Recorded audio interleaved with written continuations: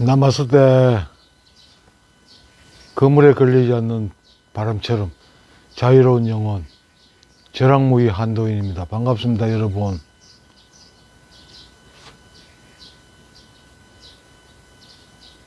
오늘 아침에는 날씨가 좋으네요. 덥지도 않고, 뭐 아침이니까 그렇겠죠. 그런데 여러분, 저는 학교 다닐 때부터 불교에 관심을 많이 가졌습니다.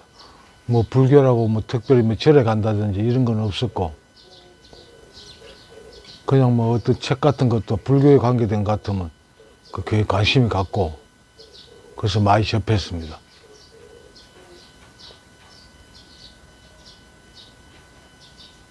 근데 성경은 별로 좋아하지 않았어요. 좋아하지 않은 게 아니라 싫어했습니다. 교회를 싫어했어요. 내가 싫어한 이유가, 내가 중고등학교를 기독교 계통 학교를 다녔습니다. 그러니까 중학교 3년, 고등학교 3년을 성경이란 과목이 있습니다. 성경이란 과목 일주일에 1시간씩 들어있는데, 이거 6년 동안 했으니까, 그러니까 지금 이거 우리가 일반적으로 교회에서 쓰는 성경하고는 다릅니다만, 이거 교과서 같이 나온 그 성경을, 신약, 구약을 2번 공부한 겁니다. 근데 그때 학교에 수업 시작하면 아침에 예배부터 드리고 시작합니다. 반장이 나와서 예배 집도하고, 그래가지고 예배를 드리고 찬송하고, 그래가 수업을 시작하는데, 그것까진 좋아요. 그때 찬송가를 많이 배웠으니까. 그것도 우리 중학교 3학년 때 담임 선생님이 아주 독실한 글씨 않으신데, 그 담임은 수학 담임 하셨는데, 이분이 그 주도해가지고, 우리 중고등학교 1년에 한두 번씩 찬송가 경연 대회가 있습니다. 거기에서 우리 반이 2번이나 우승을 했습니다. 그런 기억도 있고, 내 기독교에 대한 나쁜 기억이 뭐냐, 그러면, 다니던 학교 경주 시내에 있었는데, 나는 이거 천북이라는 소음골짜기에 살았습니다. 그러다가 버스를 타고 통학할 수밖에 없는데, 화요일 날은 경건회라는 시간이 있습니다. 마지막 시간, 그러니까 7째 시간 정도 될 겁니다. 그 시간에는 전교생이 강당에 다 모여가 예배를 봅니다.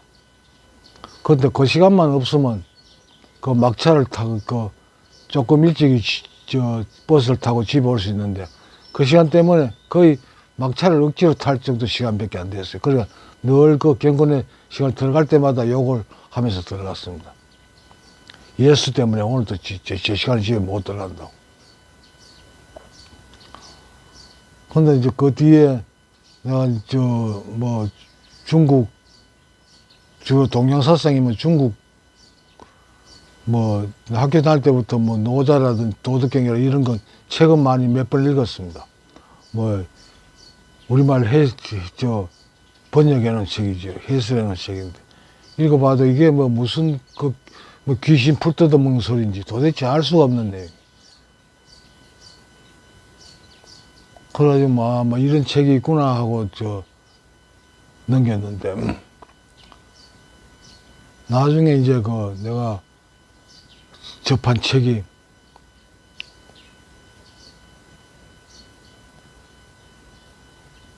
수은 최재호 선생의 인내천사상을 접하면서 이제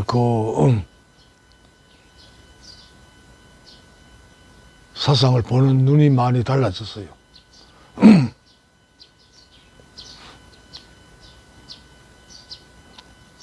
그러면서 노장사상이나 이 불교 서적을 더 많이 보고 내 나름대로 뭔가 수행을 한다고 되지도 않은 지금 생각하면 참 우스운 일이죠.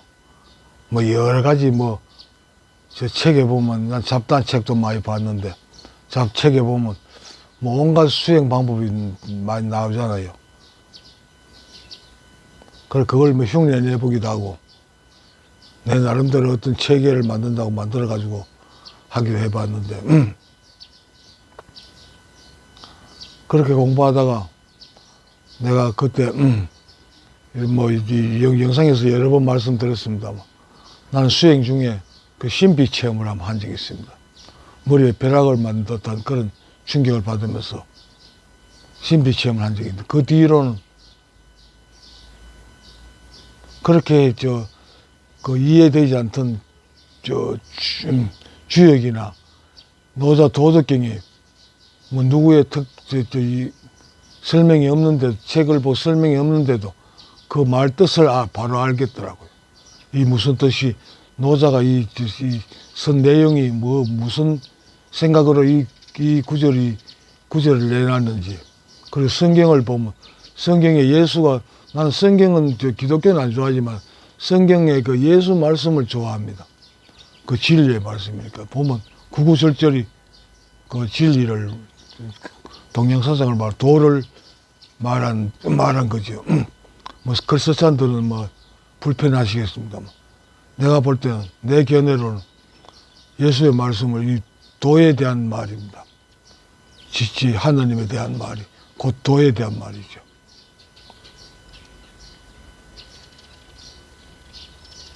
그래서 성경 특히 예수의 마태복음 산상수훈이나 이런 말은 참 좋아합니다. 꼭 도덕경을 그대로 옮겨놓은 것 같아요, 내 기분에는. 그래서 난 불교나 노장사상을 위주로 공부를 했지만, 난 성경 말씀도 참 좋아합니다. 그래가지고, 내가 말할 기회가 있으면 성경 구절을 많이 이용하는 편입니다. 그래서 오늘은 성경 구절 중에 요한복음 15장 5절 말씀을 가지고 여러분과 생각을 나눌까 합니다. 이 내용은 포도나무 비유인데 예수는 비유를 들어서 많이 이야기했잖아요. 나는 포도나무요 너희는 포도나무 가지이니 내가 너 안에 너가 내 안에 있으면 그 사람은 열매를 많이 맺을 것이요 나를 떠나서는 아무것도 할 수 있는 게 없느니라 이런 말씀입니다. 이게 바로 도의 말씀이죠. 그러니까 포도나무는 포도 열매를 많이 맺기 위해서 포도나무 자체는 뭐 하는 게 없잖아요. 포도나무 자체가 뭐 합니까? 그냥 비 와가지고 땅에 물 있으면 물 흡수하는 거고, 뭐 태양을 이용해서 광합성하는 거고, 그거는 뭐 지가 하고 싶어 하는 거 아니죠. 저절로 되는 거죠. 생명 자체가 하는 거죠. 생명. 나는 생명하고 하나님은 같은 말로 봅니다. 생명 자체가 하는 거죠. 그러면 그냥 그 포도나무 뿌리에 연결만 돼 있으면 그 가지는 열매를 맺게 돼 있습니다. 예수는 그걸 말하는 거예요.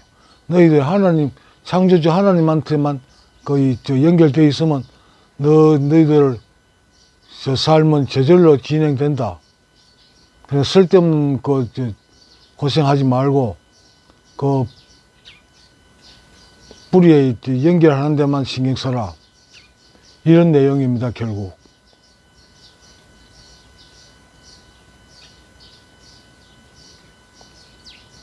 근데 사람들은 학교에서 우리 지식적으로 잘못 배운 게 많죠. 잘못 가르치니까 잘 배우겠지만. 여러분, 메타스키아라는 미국이나 캐나다 쪽에 큰 나무 있죠. 그 나무는 높이가 100m 넘는 나무가 있습니다. 그 100m 꼭대기 가지고 물을 어떻게 끌어올릴까요? 양수기도 없잖아요. 그런데 꼭대기까지 맨 꼭대기에 생명이 자라나가는 그 생장점이라고 그래요. 생장점까지 영양이 올라가고 수분이 올라가니까 그 나무가 생장하는 거 아닙니까? 살아있는 게 아닙니까? 그걸 누가 뭐 확인할 때 뭐 못 시간 현상이니 뭐 이런 헛소리 듣고 배웠습니다. 그럼 나무 죽으면 왜 그 나무 그 조직은 그대로 있는데 왜 꼭대기에 물이 안 올라갑니까? 그 못 시간 현상 그것도 거짓말이라는 이야기죠. 결국 생명이 끌어올리는 거, 생명 자체가 끌어올리는 겁니다. 누가 밀어 올린다는 것도 말이 안 됩니다. 양수기 없잖아요. 뭐 레미콘 그 차 같은 그런 것도 없고, 그런데 어떻든 영양이든 물이든 꼭대기까지 올라갑니다. 끝까지 100m 넘게. 그걸 끌어올리는 게 뭡니까? 그게 기독교 사상으로 말하면 하나님이고, 내 견해로는 그걸 생명이라고. 생명 자체가 바로 하나님이고, 생명 자체가 모든 걸 다 한다는 거죠.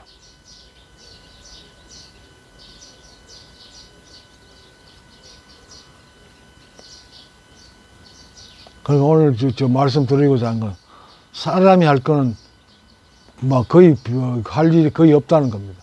포도나무 가지가 포도 열매를 맺기 위해서 할 게 뭐 있어? 할 게 없습니다. 그와 마찬가지로 사람도 하나님한테, 그러니까 하나님한테 연결만 돼 있으면 저절로 열매가 맺히고 자라가는 거지. 포도나무 가지 자체는 아무것도 지가 뭔가 계획하고 할 필요가 없다는 겁니다. 사람 사는 거 똑같다는 이야기죠. 그건 모든 가르침이 다 같습니다.